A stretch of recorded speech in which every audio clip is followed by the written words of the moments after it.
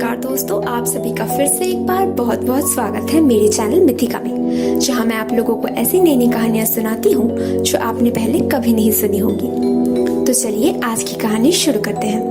और आज मैं आप लोगों को सुनाने जा रही हूँ कहानी सिसिफस के चालाकी की।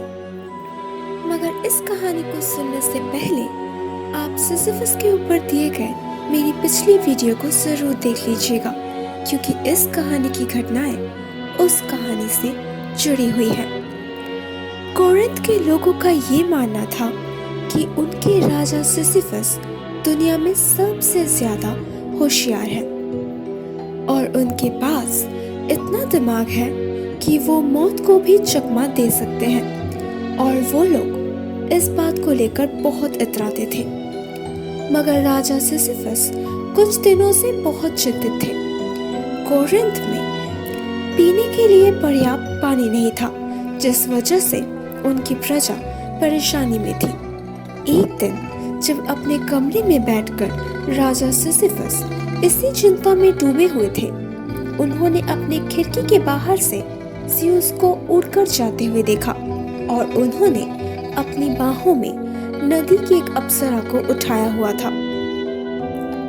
ये देखकर सिसिफस को बहुत गुस्सा आया और उन्होंने मन ही मन सोचा, ये ज़्यूस घमंडी कहीं का, जब देखो तब बस अय्याशी करता रहता है। जो लोग उससे पूछते हैं उनकी देखभाल करना इसका दायित्व है, मगर उसे अय्याशी करने से फुर्सत मिले तब ना। कुछ ही देर बाद उनके खिड़की के पास से नदियों के राजा एसोपस उड़ते हुए आए और सिसिफस से पूछा, क्या तुमने मेरी बेटी को यहाँ से जाते हुए देखा है? सिसिफस ने उनसे कहा, अगर आप मुझसे वादा करते हैं कि मेरे राज्य में कभी पीने लायक पानी की कमी नहीं होगी, तो मैंने अभी जो भी देखा है आपको बता दूंगा। एसोपस राजी हो गए और सिसिफस को वचन दिया, और तब सिसिफस ने उन्हें बता दिया कि उन्होंने ज़्यूस को उनकी बेटी को यहाँ से ले जाते हुए देखा है, और उन्होंने ये भी बता दिया कि वो किस तरफ गए हैं। सिसिफस को पता था कि अगर ज़्यूस को पता चला कि उन्होंने क्या किया है, तो उनके क्रोध से सिसिफस को कोई नहीं बचा सकता। मगर उनके राज्य को पानी की बहुत जरूरत थी, और उस वक्त उन्हें जो ठीक लगा उन्होंने वही किया। सिसिफस का डर सही निकला। ज़्यूस को जैसे ही पता चला कि उनके पकड़े जाने के पीछे सिसिफस का हाथ है, वो सीधे अंडरवर्ल्ड में अपने भाई हेडीस के पास गए और उनसे कहा, सिसिफस को अभी यहाँ अपने पास ले आओ। वो अपने आप को समझता क्या है? अब उसके दिन पूरे हुए। यहाँ कोरिंथ में अचानक सिसिफस की तबीयत बिगड़ने लगी और उन्होंने अपनी रानी से कहा, जब मैं मर जाऊं तो भूल कर भी मेरे मुंह में सोने के सिक्के मत डालना। और उनके मरने के बाद उनकी पत्नी ने वही किया। अब जब सिसिफस की आत्मा स्टाइक्स नदी के पास आ पहुंची, क्योंकि उनके पास कोई सोने के सिक्के नहीं थे, वो चुपचाप जाकर गरीबों के साथ खड़े होकर इंतजार करने लगे।